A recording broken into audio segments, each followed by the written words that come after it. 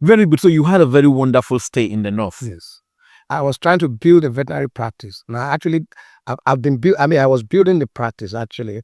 But while there, from my youth service, let me go back a little. When I was in my clinical years in the university, I took to writing just a while time a week. So I was writing on national issues. So the very day my write-up was published in National Concord. Yes. First and foremost, I took a copy of my write-up to Imalefa Lafia in Ibadan, and I dropped it in the pigeonhole of Tribune newspaper. The following Sunday, I saw it published. So that fired up my interest in writing. Okay. So I would write or send to Concord it to be published. You were still in the university there? Yes. I would write to Concord it to be published. So by the time I finished my service, I compiled some write-ups and I took it to the Guardian newspaper. There was this Guardian Financial Weekly that time, okay, which was edited by one man who's now a professor in a university in Delta State, Eserine Mujai. So I gave to him. He was impressed at the young man who was trying to write for the newspaper. So he was publishing. But financial, you said? Yeah, Guardian Financial Weekly. It was a separate publication in Guardian. Is that going to do with financial issues? So it was purely financial. But you said you read veterinary. Oh yeah, so I was writing for that Guardian Financial. No, I'm not getting it. You were writing financial related issues? Yes, in Guardian Financial. Your background is veterinary. So yeah, so as a youth copper, I was writing in that Guardian Financial Weekly, and the guy was very. No, he has not answered my question. What concerns vets with financial? I was just interested because I was buying financial newspapers. I was buying the financial newspapers that were being published in the 90s, in the early 90s, or actually in the 80s. Then almost all of those financial publications are died now because Concord was publishing financial paper that time, and then the Early Times was publishing. So I was buying those financial papers, including that of the Guardian. I was reading them, digesting, and all of those things. As a matter of fact, my interest then was I wanted to sit for a Chartered Institute of Secretaries and Administrators. I was just interested. So I bought the form. So I was reading voraciously from Yola that time. As it was called. So from Grand Kida, where I was serving. So I was writing. Then I would take them to Yola and send through the Guardian office to Lagos, and they were being published. So that really fired up my interest. But I dropped it, for about 2 or 3 years or so because I was pursuing a public admin course in the Federal University of Technology, now Modibo Adama University. I was pursuing that, and I was also pursuing computer training in the Yola campus of Federal Police. Why are you doing pursuing things related to your vets? No, I was practicing vets, but I thought inside of me that I needed business knowledge. So all of those things I was doing, the energy was there, to do many things at the same time. So I was doing all of that, and then I was well paid as a youth copper. I was earning, I was earning 200 naira, which was a lot of money at that time. Yeah. Then my employer was paying me 50 naira, and then of course I was getting paid for my write-up in Guardian newspapers. That was in the 80s. That was in 1991. That's okay. But I stopped, writing for some time so as to pursue those courses. Okay. So when I came to Lagos, the new editor, Mr. Jide Ogundele with Pompod, who took over the editing of Guardian Financial Weekly. By then, the name has been changed to Financial Guardian. Good. So I visited Mr. Ajide Ogundele in his house early in the morning at about 9 a.m. and they said, "Doctor, why don't you consider working with us in the Guardian?" I said, "Look, I'm building a practice in Yola." He said, "Hey, this writing may be what will bring you to Lagos." True to his word. The next thing he went and told his boss, Mr. Femi Kusa, that I found a writer who can join us in the Guardian newspapers. He said, "See me in the office at 2 o'clock." So when I got to the office, he just took me to Mr. Kusa and said, "This man can write. Now, why don't we think about employing him?" I said, I needed time to think about it.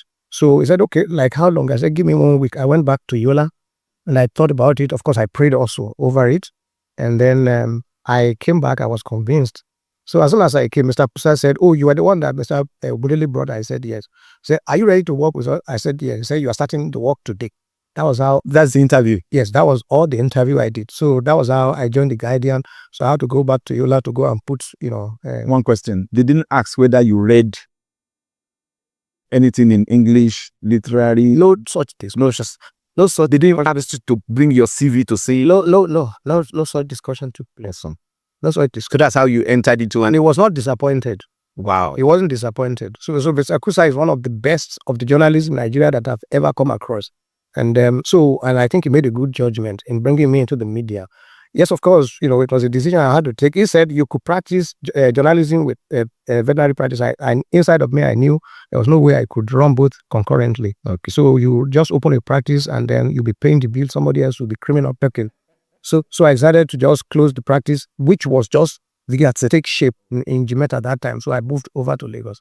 So that was how I became a journalist. You became a journalist. Now, how was your now movement? How did you now ascend in the journalism? Did you just end with the Guardian Financials, or you? No. I didn't work with Guardian Financial Weekly because by the time I was coming in, it has been collapsed into the Guardian newspaper, main newspaper. So Mr. Jide Ogundele was now the business editor, and then I was just a reporter. And then, of course, it was exciting working the Guardian because it was the training ground intellectually, and exposed me to quite a number of things and places locally and internationally. Can you share with us some of the heights you were able to attain? Oh, well, okay. I was to report health and agric. Health because of my background as a doctor, and agric because of the animal component and other things having to do with agriculture and veterinary medicine. It was very tedious for me, so I ran both concurrently for like about a year. I had to drop the health reporting portion so that I can concentrate on agric. So that I built the column or section called AgroCare and the Guardian newspaper, which was featuring every Sunday time, and it was what practitioners in agric, investors in agric were looking up to. Yeah. And one of the things you use to gauge the success of that is how much of adverts it was attracting. So it was attracting a lot of adverts, so much so that at least the commission I was getting from there, made my salary look a little small. So there used to be this joke in the newsroom that time. If I say, "Well, salary has not been paid," someone will say, "Doctor, don't talk about it. You are making some money." And not the commission, and it helped me. And the commission really helped me to do quite a number of things. But then, of course, the exposure, locally and internationally, as a journalist reporting agriculture, recognition, was given, invitations, to go on international trips and all of those things, attend conferences and all stuff like that. So, and if I had wanted to latch on the opportunity it opened to go and study abroad, I would have been lecturing in Tuskegee University in Alabama. But I simply did it, because a professor who listened to my presentation, a black, professor who listened to my presentation was so excited and wanted, was like, if this man could be told to do a presentation overnight and could make this kind of presentation, let's know more about him. But I wasn't too keen about it. So okay. I had Did you have national opportunities to serve the nation with your journalistic capacity? Okay, in the course of my journalism, actually, I tried to interview one newly appointed minister who happened to come to IIT in Ibadan. I wanted to interview him for our publication. And so the thing was turned to a press conference. So other journalists were brought in. So as I raised up my hand and I was introducing myself, I'm Dr. Olukayode Ileye. The man said, "I've been reading you." Wow. So one thing led to another. The next thing I got a call that I should come to Abuja, and he asked me, "Would you like to work with me as my media advisor?" That was how I became a media advisor to Dr. Akinwumi Adesina. Wow. And worked with him, until... You worked with him for how long? Up until the end of the regime of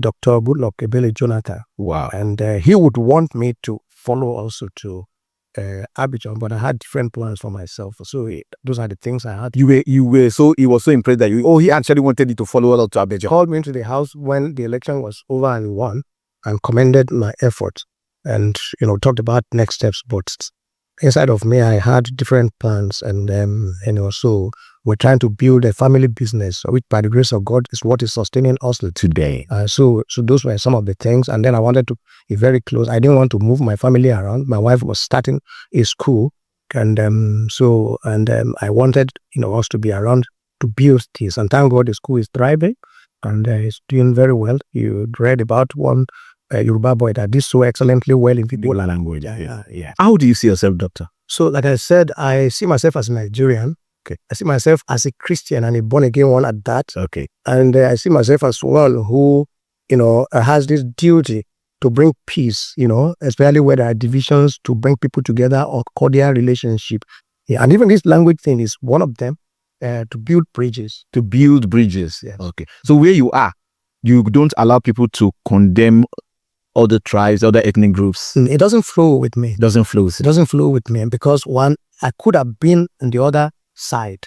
So actually, the course of our conversation, you said you could have been born elsewhere. Okay, so you could have been born a Fulani man, you could have been born a Fulani. We don't choose where we are born. So where I find myself should not then make me to become an enemy of another person.